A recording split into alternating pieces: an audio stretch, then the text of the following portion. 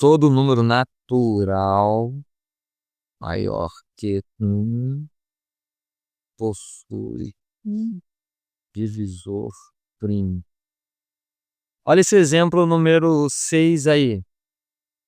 É verdadeira ou não esta afirmação? O que vocês acham?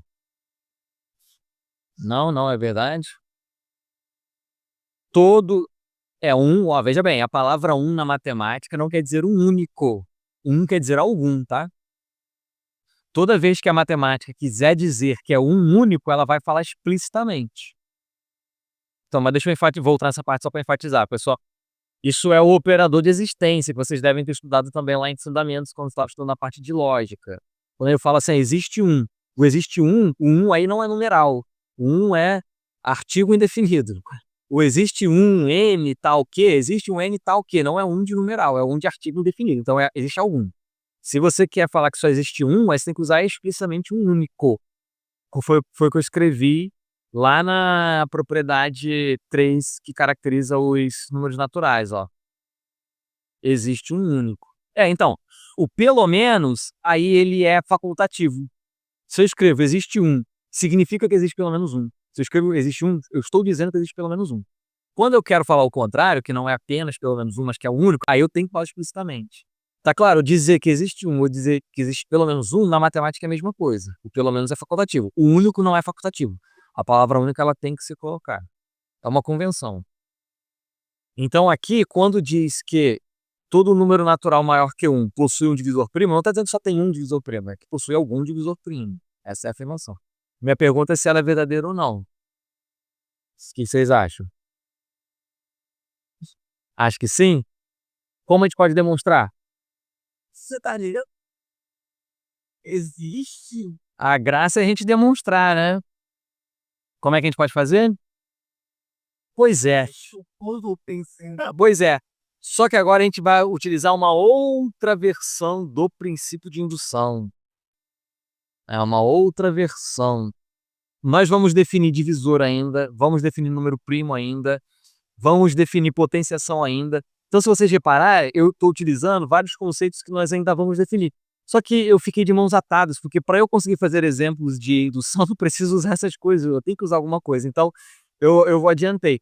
Mas a gente vai falar mais à frente que é o divisor, tá? Eu vou escrever, eu vou dar a definição. Então, pessoal, antes do intervalo aí, que tem um amigo que quer, deixa eu fazer só esse exemplo 6 aqui, aí eu fecho essa parte de indução, a gente faz um intervalo de 2 minutos e aí volta para partir para o conjunto dos números inteiros.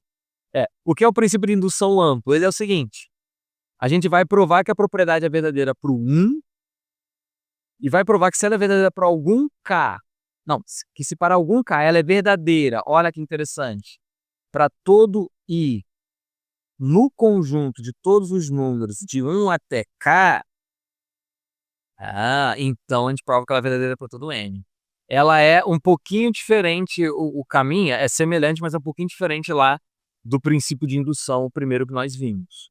Lá naquele primeiro princípio de indução, a primeira etapa é provar que a propriedade é verdadeira para P igual a 1, certo? Para N igual a 1. E aqui nesse aqui? Também, a primeira etapa é igual. Não mudou nada.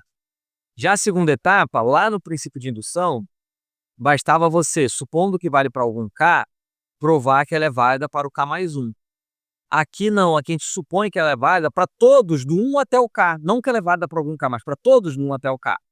E aí prova que ela é válida para o K mais 1. Se a gente fizer essas duas etapas, a gente conclui então que tudo bem a diferença? Lá naquele a gente supõe que vale para algum K, prova que vale para o K mais 1. Aqui a gente supõe que vale para todo K de 1 a todo I de 1 até K e prova que vale para o K mais 1. Maravilha. Bom, qual é a primeira etapa então? Na verdade aqui tem que ser tem que começar de algum A também, né? Então me perdoem. Seja um A natural, ou P, algum K. Agora sim. Isso aí. Então, primeira etapa é provar que vale para esse número natural primeiro aí que a propriedade vale. Como aqui está dizendo que vale para todo natural maior do que 1, quem seria o primeiro natural para o qual a propriedade é verdadeira? Para o 2, né? Então é o seguinte, como 2 é primo e é divisor de 2, segue que 2 possui um divisor primo, concorda?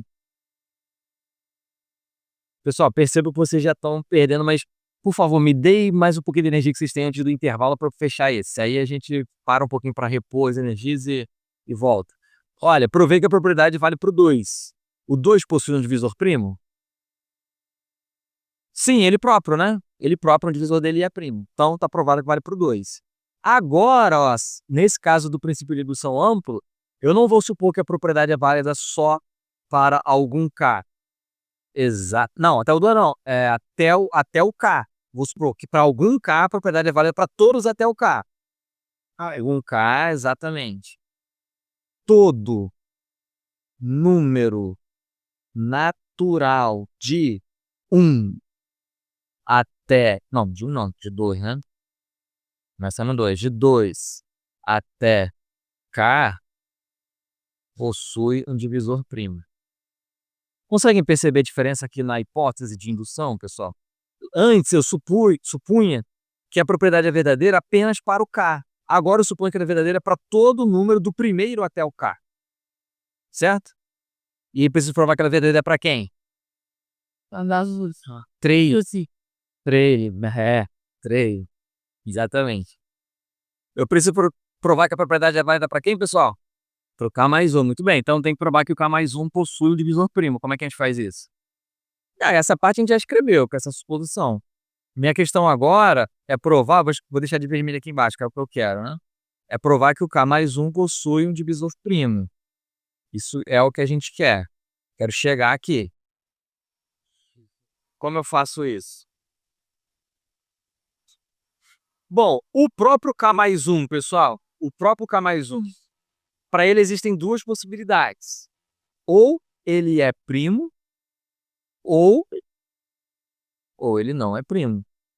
Quando não é primo, a gente chama de composto, né? Mas pode escrever as duas coisas, o que é composto e o que não é primo, tanto faz. Mas é uma das duas coisas que tem que acontecer necessariamente, certo? Então vamos analisar os dois casos. Se o K mais 1 é primo, então o próprio K mais 1 é divisor de K mais 1. Acabou. Se o K mais 1 é primo, está provado o que a gente queria. O K mais 1 possui um divisor primo que é ele próprio. Certo? Neste caso, mas existe outro caso possível também. Isso aqui chama-se demonstração por casos. Algumas demonstrações a gente faz assim, a gente separa em casos e prova o que a gente quer provar para todos os casos que nós separamos, né? Agora é o caso que o K mais 1 não é primo. Se o K mais 1 não é primo, o que significa isso? O que significa ele não ser primo? Não existe o K mais 1? Não, ele só não é primo. O que significa não ser primo? Tá bom, vou perguntar então o que significa ser primo e depois a gente nega isso para saber o que significa não ser primo. O que significa um número ser primo? Só é divisível por 1 por ele mesmo. Então um primo é aquele que só é divisível por 1 por ele mesmo. Então não primo é o quê? Imagina uma coisa. Pois é, mas a definição de número primo é a seguinte. Vou te dar a definição exata agora. Um número é chamado de primo se ele é maior do que 1 e divisível só por ele por 1. Essa é a definição do número primo. Não, então, exatamente. A definição tem que ser a seguinte. Se quer falar desse jeito também. Se você quiser falar desse jeito também pode, mas você teria que falar o seguinte. Um número é primo quando ele é maior do que 1 e possui exatamente 2 divisores. Tem que botar essa parte do maior do que 1, entendeu? Tudo bem essa parte então? Então vamos lá. O K mais 1 não é primo. Se ele não é primo, então ele tem que ser divisível por alguém além dele mesmo e o 1, certo? Então, existem... vamos botar existe um divisor de K mais 1 diferente de 1 e de K mais 1. Digamos que, vou chamar de que? Existe um divisor que é diferente de 1 de K mais 1, certo? Agora, se o Q é divisor do K mais 1, isso significa o quê? Não, Q é natural, certo? Mas o contrário, né? Se Q é divisor do K mais 1, o K mais 1 é múltiplo de Q. Muito bem, então o K mais 1 é múltiplo de Q. Muito bem. E o que significa o K mais 1 ser múltiplo de quê? que existe algum número, sei lá, chamar de T, tal que K mais 1 vezes T é igual a Q. Tal que K mais 1 é igual a T vezes Q. O K mais 1 que é igual a T vezes Q, né? O K mais 1 é múltiplo do Q, sim ou não? Sim. Ah. Agora eu pergunto para vocês. O T é maior ou menor do que o K mais 1? Menor, com certeza, porque ele está sendo multiplicado por alguém positivo dando K mais 1, né? E o Q é maior ou menor que o K mais 1? Menor, sim ou não?